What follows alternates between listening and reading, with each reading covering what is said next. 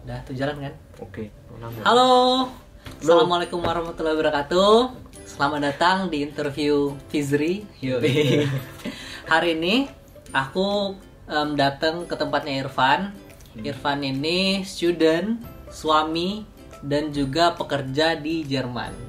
Mulai deh perkenalan Van. Oke, nama aku Irfan. Aku kuliah di Universitas Rostock. Lebih tepatnya di Jerman Utara. Jerman Utara. Ya, di kuliah Master Electrical Engineering IT. IT. Oke. Background pendidikan Irfan sebelum ke Jerman itu apa Van? Backgroundnya itu lebih di ini ya. Aku dulu studi di ITS. Teknik elektro. Jurusan teknik elektro. Majornya elektronika. Elektronika. Jadi berhubungan sama hardware, robotik, software. Software. Nah, kalau di Jerman jurusan lo apa? Jadi lebih ke ini ya, lebih ke IT, software engineering, terus ke networking sama communication protocol. Iya, IoT lebih tepatnya. Internet of Things. Iya, tuh. Awalnya Irfan sebelum memutuskan melanjutkan S2, pertimbangannya apa nih? Kenapa Jerman? Oke, Jerman pertama itu kita SPP murah. SPP-nya SPP gratis, SPP. Oh, gratis. Iya, gratis. Oh. Dan dibandingin sama negara Eropa lain, ini kita gratis, terus cuma dan itu cuma bayar public transportation di kota public kita. Transportation. Itu. Jadi kalau lu udah student, public transportation lu udah dibayar di awal. Udah dibayar. Itu buat satu semester. Buat satu semester. Itu di Jerman. Oh iya, Irfan ini kuliah di Jerman, dia bukan beasiswa, dia yang LPDP. Dana pribadi. Lembaga pengembangan dana pribadi. Lembaga pengembangan dana pribadi. Itu Irfan salah satunya. Gimana caranya? Gimana ceritanya? Kamu bisa berangkat ke Jerman pakai dana pribadi. Oke. Jadi kan tadi aku udah bilang kuliah di Jerman murah. Terus biaya hidupnya juga murah karena apa? Murah. Serba disubsidi di sana. Terus yang kita kalau saya funding kita harus ngisi block account. Account. Ya, block account itu jadi kayak kita harus ngisi deposit ke akun bank atau semacam store bank gitu, harus diisi 770 euro untuk 1 bulan. 1 bulan. Berarti setahun sekitar 8.700. Nah, block account ini gunanya untuk bukti bahwa kita bisa hidup di Jerman untuk 1 tahun itu. Oke, jadi sebelum berangkat ke Jerman kita bikin block account berisi sejumlah dana 8.700 euro sebagai jaminan kita bisa survive setahun gitu. Setahun di Jerman. Tapi gimana caranya kamu mencukupi kebutuhan hidup di Jerman? Ya, jadi kebanyakan student-student kayak bachelor, master itu mereka kerja part-time. Part-time? Iya, part-time. Jadi part-time-nya ada macam-macam. Bisa di company, bisa jadi bersih-bersih. Gitu, ya. Itu. Yang lu pernah kerjain apa tuh? Ya, pertama itu summer kemarin tuh kerja jadi housekeeping. Housekeeping ngapain? Jaga rumah? Iya, jadi housekeeping tuh kayak istilahnya PRT lah kalau house cleaning. House cleaning. Tapi judulnya housekeeping. Jadi di sana aku bersih-bersih, terus bersih-bersihnya tuh bersih villa. Bersih villa. Iya, bersih villa itu jadi bersihin rumah lah, WC-nya macam-macamnya kayak ya hampir mirip kayak di hotel gitu. Di hotel service. Jadi untuk memenuhi kebutuhan, kamu karena self funding juga mencari uang dari part time. Iya. Bayarannya berapa sih kalau part time? Part time itu nggak boleh? Boleh. Nggak masalah. Ini sebagai biar dapat motivasi, bayangan. Bayangan yang jelas ya, real karena ada nominalnya. Jadi per jam itu 9,75. Nah, kerjanya mulai jam 9 pagi sampai jam 5 sore pas Sabtu Minggu. Jadi bisa kira-kira 85 euro. 80 euro per hari. Satu kali datang. Sekali datang. Oh, itu banyak loh. Banyak. Gimana kalau kerja beberapa hari ya bisa nutupin. Iya, kira-kira bisa dapat 500-an lah. Gitu. 500-an. Oke. Itu kamu sebagai student. Nah, lo kan juga sebagai suami nih, Nesia kan kuliah di sini di Wageningen. Long distance marriage. Itu gimana sih cerita awalnya bisa menjalani hubungan di sini? Lu sebelum berangkat atau sudah berangkat sih nikah? Kayaknya baru deh nikahnya. Kayaknya ini baru, jadi baru pas peralihan semester 1 semester 2 balik ke Indo, orang tua minta nih aku nikah soalnya Nesia mau berangkat juga, Nesia mau berangkat juga. Sekalian nanti mungkin Irfan nanti hidup juga berumah tangga di Eropa, sekalian aja itu daripada nanti bolak-balik ke Indonesia, ya sudah nikah aja sekalian. Oh ya, jadi lu sampai ke sini dulu. Iya, aku dulu. Ke Jerman dulu. Terus Nesia nyusul. Kalian nikah? Iya. Sweet banget ya mereka ini di Instagram bikin iri. Ya ampun. Honeymoonnya, kita yang single ngelihatnya. Asik pokoknya menjalanin marriage di sini. Iya, asik distance banget. Jerman dan Belanda. Kesulitannya apa sih di kamu di Jerman, Nesia di Belanda? Seberapa sering kalian ketemu? Oke, jadi karena biaya dan jaraknya juga lumayan ya. Nah, jarak dari kotaku Rostock ke Wageningen. Rostock itu Jerman Utara. Wageningen di selatan, di tengah. Di Belanda Tengah. Berarti dari sini ya.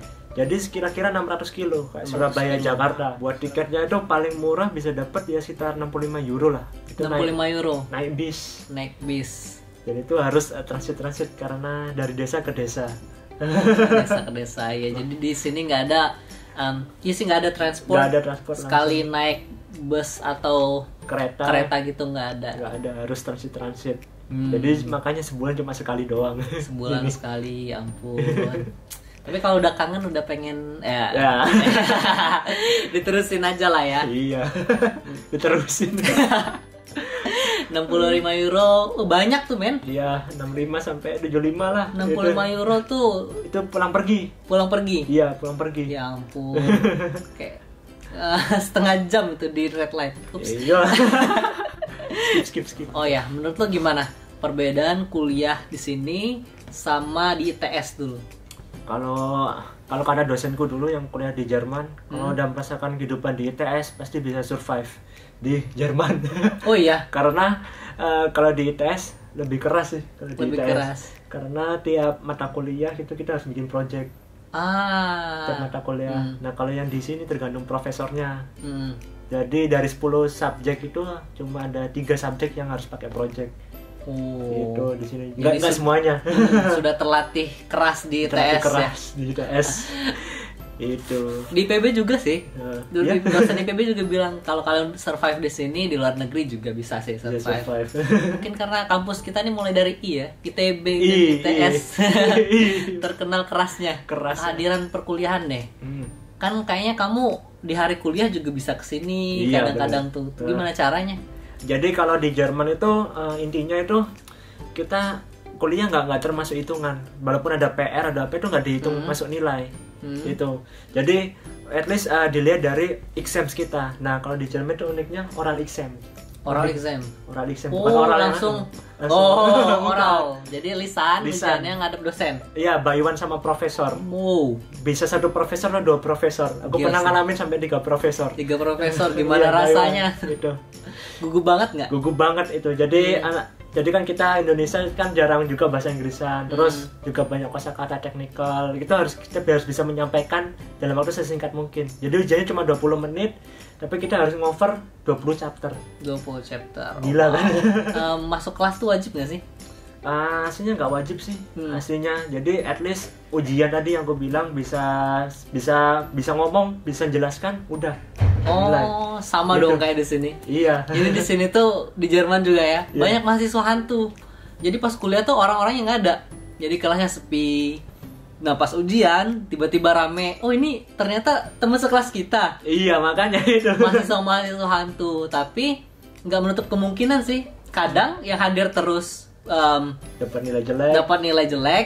Nah yang mahasiswa hantu nih kadang ya benar-benar hantu. Nilainya pun bagus gitu. Nilainya bisa nilai perfect gitu. Perfect. Jadi metode belajarnya berbeda sedikit.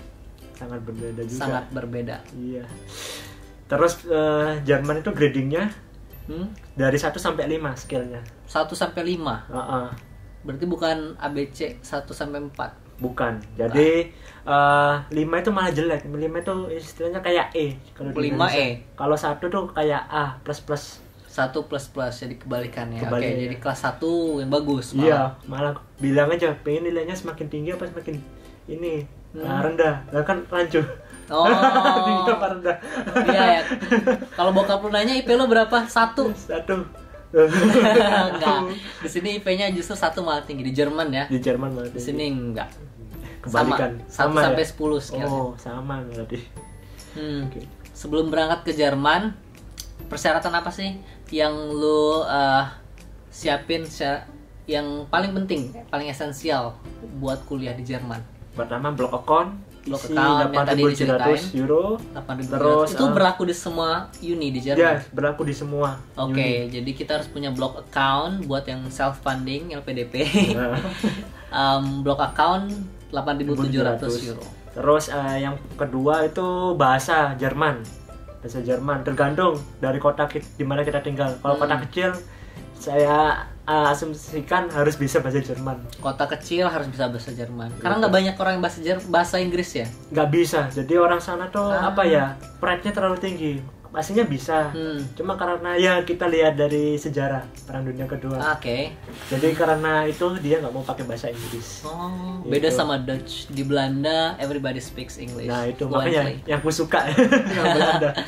Hampir ya 90%, 95% orang bisa bahasa Inggris di Belanda. Di Jerman enggak. Di Belanda. Jadi Kayaknya. syarat pertama syarat kedua tergantung bahasa, tergantung daerah ya. Tergantung daerah terus sama IELTS. IELTS Minimum bisa 6 atau 6,5.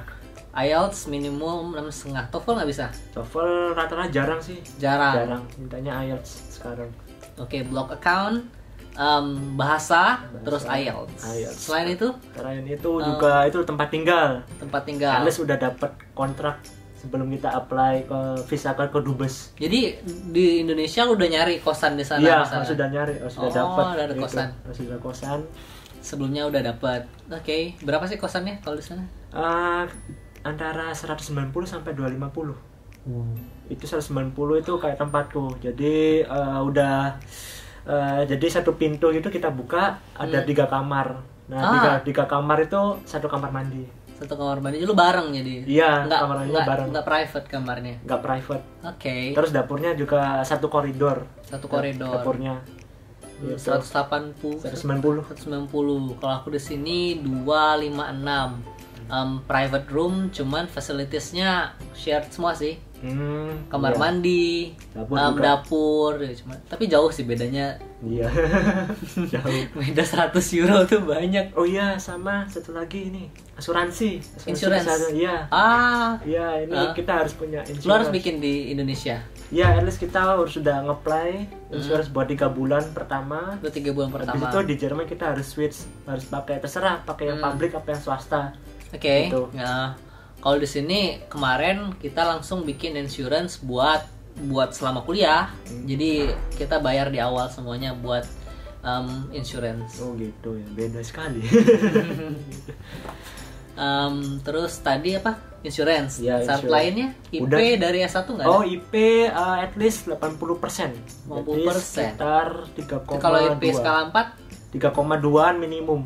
minimum. Jadi minimum IP 3,25 buat di Jerman. Iya. Rostock ya. Iya, Rostock. Ya, Semua Jerman. generalis segitu. Jerman in general. Tadi studi udah, pernikahan udah, tadi cerita sama Mbak Nesia. Banyak yang lebih private sih, tapi nggak usah sih. Masuk ke kerjaan. Kan lo udah kerja nih di sana. Gue lihat updatean lo di IG. Apa sih kerjaan lo di sana? Jadi aku sekarang kerjaanku ada 2. Pertama, dua. iya ada 2 kumbu Pengangguran terpukul. Jadi yang pertama ini kerja di company, jadi perusahaan biomedik.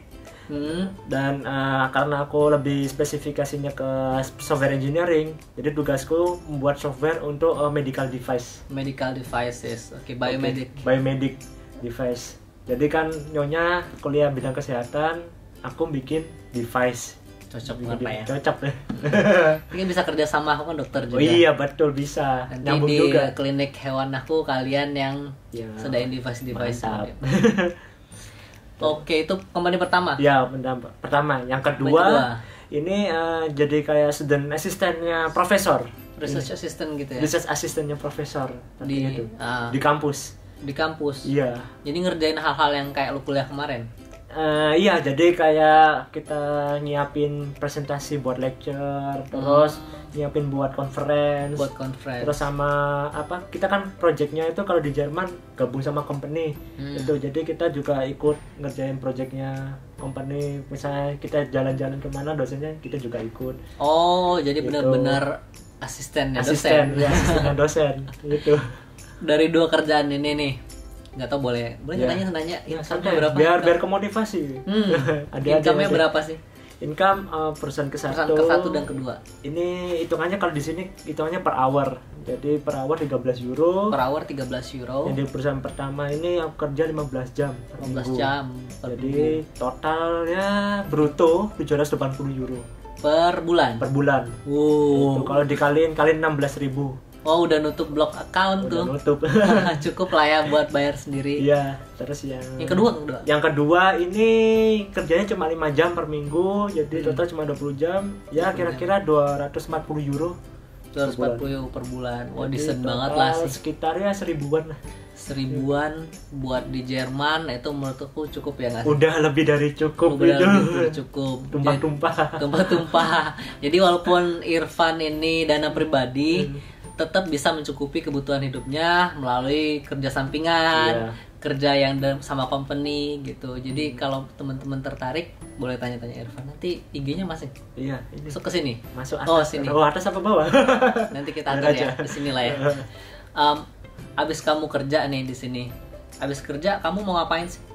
Kamu kan gak harus pulang. Kalau aku kan di beasiswa harus pulang mengabdi ke Indonesia. Kalau kamu gimana? Mau pulang nggak? Kalau aku sih pertama itu pengen lanjut PhD dulu. Maksudnya S3 di sini. PhD S3 ya? Ya, S3 itu bahasa Jerman ya, PhD. Bahasa Belanda juga alfabetnya sama. Iya.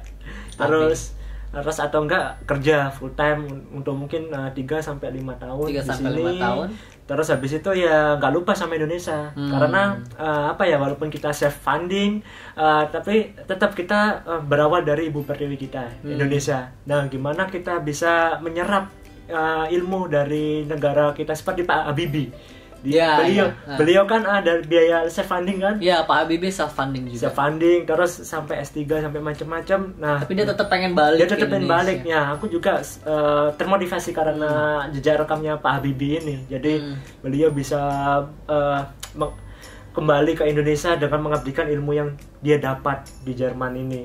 Seperti itu. Nah, itulah mimpiku. Jadi gak cuma nanti kita develop teknologi untuk Indonesia, teknologi tepat guna, tapi juga kita bisa develop bagaimana culture-nya yang kita dapat pengalaman di sini itu positive culture ya, positive culture-nya itu bagus kita bisa ambil. Kita spread lah the positivity of this experience kayak gitu. Jadi kita bisa menyebarkan bermanfaat ke orang-orang sekitar kita. Keren banget. Irfan walaupun gak ada obligasi dia harus pulang, tapi dia tetap mau pulang ke Indonesia. Apalagi teman-teman yang udah beasiswa, yuk pulang membangun Indonesia.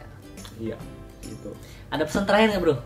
Buat teman-teman yang S1 bisa kan? Atau yang mau S2 ke Jerman? Ya, buat adik-adik yang dari SMA pengen ke S1, jangan jangan takut untuk keluar dari zona nyaman. Untuk teman yang mau ke S1 atau S2, bahwasanya kalau misal kita terlalu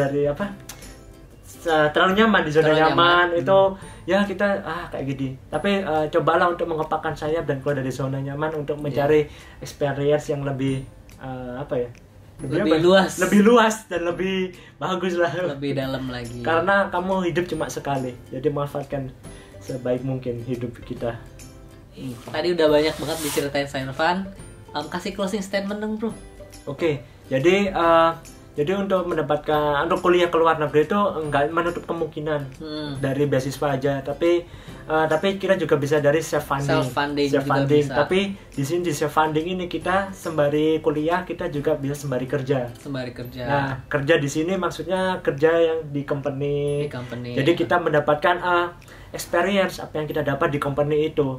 Nah, dan jangan lupa untuk teman-teman baik yang beasiswa atau self funding ini untuk kembali ke Indonesia karena karena Indonesia membutuhkan teman-teman. Indonesia. Benar banget. Kontribusi teman-teman bakal bisa menunjang menuju ke Indonesia Emas 2045 nanti. Yo, Irfan menuju RI1. Mana ada. Amin. Kali kayak Habibie kan. Iya, amin iya. Insya Allah. Itu semuanya. Thanks banget Pan udah datang. Oke. Aku yang datang ya? Oh iya, kamu datang. Ini kan tempatmu. Iya. Makasih buat Irfan waktunya. Semoga bermanfaat buat teman-teman semua. Dadah. Dadah. See you. Auf Wiedersehen. Tot ziens. Tot ziens.